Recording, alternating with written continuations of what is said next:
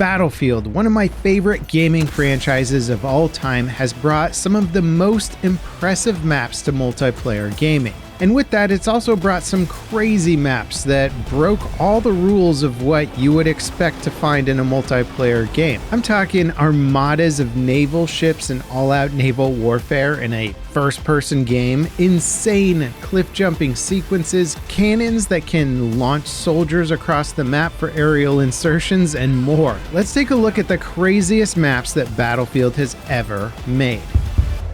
Starting off with an oddity from Battlefield 4 that's called Hangar 21. This map was part of Battlefield 4's Final Stand DLC, which was designed to tie into the lore of Battlefield 2142. Basically, it showed the build-up and work-in-progress state of future weapons. So they gave us this crazy mountainside map featuring a massive hangar, and inside that hangar is a prototype for a Titan, a giant airship that functions as a mobile base and essentially air battleship from Battlefield 2142. Now, unlike the Titan mode from 2142, this Titan cannot fly yet. That said, the engines can be test fired with the exhaust blowing out of massive tunnels below the hangar, which also happens to be a viable flanking route for soldiers, so many players can literally get cooked trying to get into the base taking these flanking routes. The hangar doors are also insanely massive and can be opened and closed by players to force the enemy team to try and flank around to different areas. Then there's also these launch pods that you can get into that let you manually shoot yourself basically like a mortar strike across the map.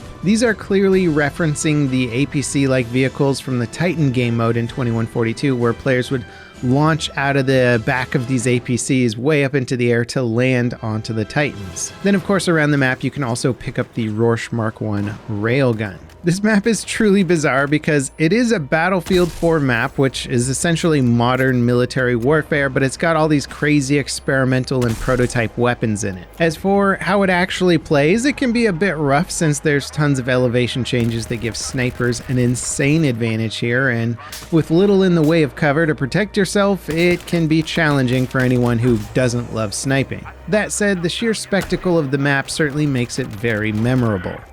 Now, Battlefield 4 set a high point for the franchise in several ways, one of which was water physics and boat combat. Paracel Storm was an infantry and naval warfare map that featured an escalating storm system, which made the ocean waves get more and more intense over the course of the round. Not only did these waves look incredibly good and escalate realistically, but the boats would react to them very realistically across the server. Apparently DICE had to really work some netcode magic to get this all working well in multiplayer. The waves worked as both visual and physical cover as well, and boat combat was taken to another level. Now of course Battlefield 4 was also well known for its major destruction events, and Paracel Storm has one of the coolest. As the round progresses, lightning will strike a wind turbine out at sea. Players can then trigger the event by blowing up the damaged wind turbine that's holding a destroyer out at sea. Once enough damage is done, the turbine breaks, letting the destroyer loose, and it drives itself straight into the islands, destroying an entire building during the impact process. This all happens in the middle of gameplay, so you might be having a firefight while a giant destroyer smashes into an island next to you. And once beached, it ends up turning into an additional anti-air emplacement where the controlling team has an automatic anti-air turret that'll take down the A-10s doing flybys. The event was so cool that players would usually try and trigger it at least once per match, and so seeing this smash into the beach over and over again actually never got boring. It was cool every single time. Now, for all the credit that Battlefield 4 deserves for creating some truly memorable maps, Battlefield 3 really kind of kicked off this trend with one of the most iconic maps in the franchise's history. Damavand Peak was just as much a statement as it was a map. This was DICE saying, anything you can do, I can do better and cooler, as they showcase one of the most extreme vertical transitions any multiplayer map has ever seen, a combat base jump of massive proportions. And the first time that any player base jumped from the helicopter pad is a core Battlefield memory for them for basically the rest of their lives. Free falling down the steepest cliff you've ever seen in a game never gets old. No other game lets you do something like this in a multiplayer experience, and the best part was that it was also actually fun as a gameplay mechanic and not just gimmicky. You could parachute into key locations below, shoot out helicopter pilots, and then base jump off the cliff to land into the falling helicopter and fly it away. And then flying through the tunnels below kind of became a rite of passage for aspiring pilots in Battlefield. This was one of the rare maps that DICE had purpose-built specifically for the Rush game mode, and when you add up the linear map design, base jump, and tunnel assault, you get one of the coolest and craziest Rush experiences that Battlefield has ever given.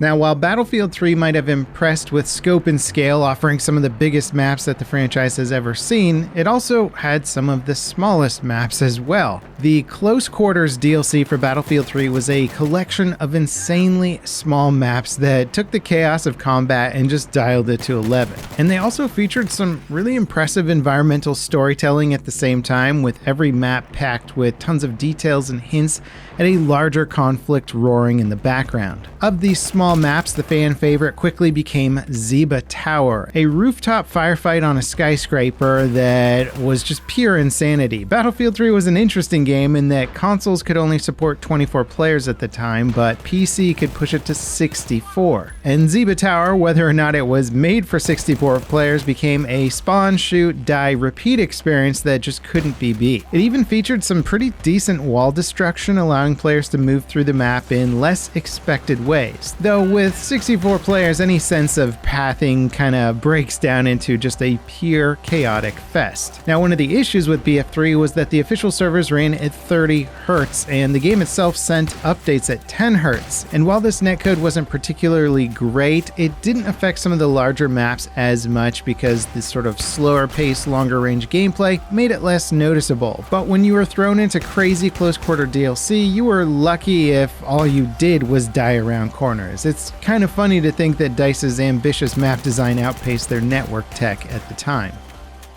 Now, when it comes to truly raw gameplay, Battlefield 1 featured some of the most authentic feeling and action-packed maps ever. Argonne Forest was DICE saying, what if we had a full battle in the middle of a dense forest? Oh, and if that's not interesting enough, let's put an armored train in there for good measure. And somehow it all worked and is one of my favorite maps from that game. This is one of the most intense and focused maps I can think of in Battlefield. There's multiple overlapping pathways throughout the forest that go through different choke points, creating perfect environments for close quarter combat. Shotguns and SMGs really reign supreme in the woods, but there's still some long sight lines that give DMRs and sniper rifles a bit more action. There's some cool bunker assaults and trench combat mixed into there for good measure, but one of the standout elements for sure is the armored train reinforcement that sets the tone of insanity. If you haven't played it, Battlefield 1 featured a comeback mechanic where the losing team would get a super-powered reinforcement vehicle to help turn the tides in their favor. And on Argonne Forest, that was a multi-car armored train with heavy machine guns, mortars, and all kinds of things you can think of. And it rolled on a track that was cut right through the center of the map with a massive bridge at the heart. You really couldn't avoid this train once it was on the map. You either had to take it down or die trying. And I have many fond memories of brute forcing my way through this map's intense pathways.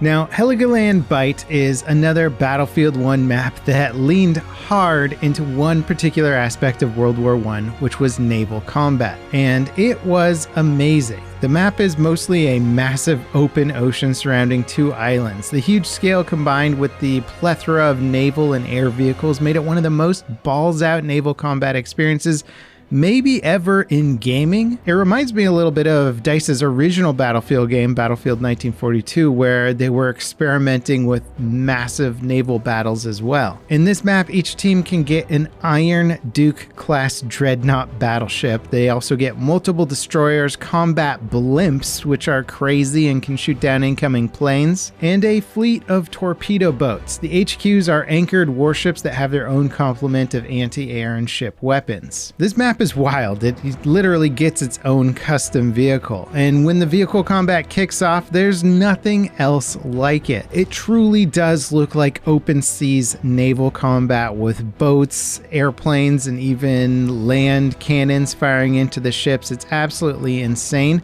And it all sorta kinda works. You can still play as infantry on the islands and shoot out at the ships and have a little bit of infantry firefight, but this map is mostly a vehicle user's dream. Especially if you're a good pilot and you manage to get into the attack plane, you could really get some work done. This is definitely DICE's best attempt at creating a full-on naval combat experience, and it's really incredible. The gameplay might not be for everyone, but the visuals and the spectacle are on a level that I don't think I've seen in any other game.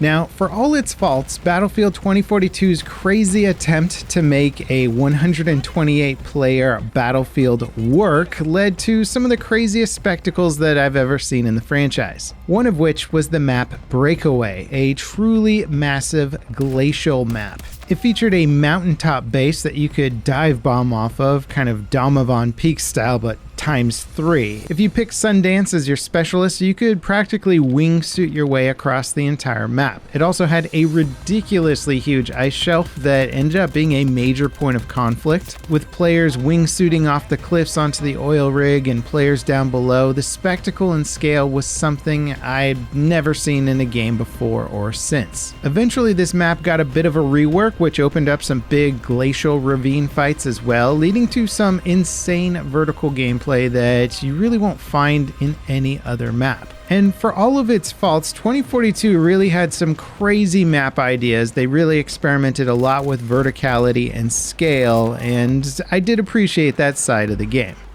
Now last, and certainly not least, but maybe one of the most obvious, we're coming back around to Battlefield 4. It's hard to ignore this game with just the insane wealth of maps and especially Levolution experiences. And there's no way I could make a video about the craziest maps without giving Siege of Shanghai some credit. It's now an iconic map representing the entire Battlefield franchise, and it was a central marketing piece for Levolution in Battlefield 4. Siege of Shanghai was a 64-player combat experience set in the densest and highly vertical urban area of Shanghai, featuring rooftop sniping, helicopters weaving between buildings for cover, tanks down on the streets below, and of course, a massive skyscraper that could be brought down mid-combat for one of the most cinematic experiences in the franchise. Now, ironically, the map itself didn't play that well. With awkward paths, minimal cover, and long traversal times, it wasn't that fun to try and run around on the map and just have a tank come around the corner and blast you.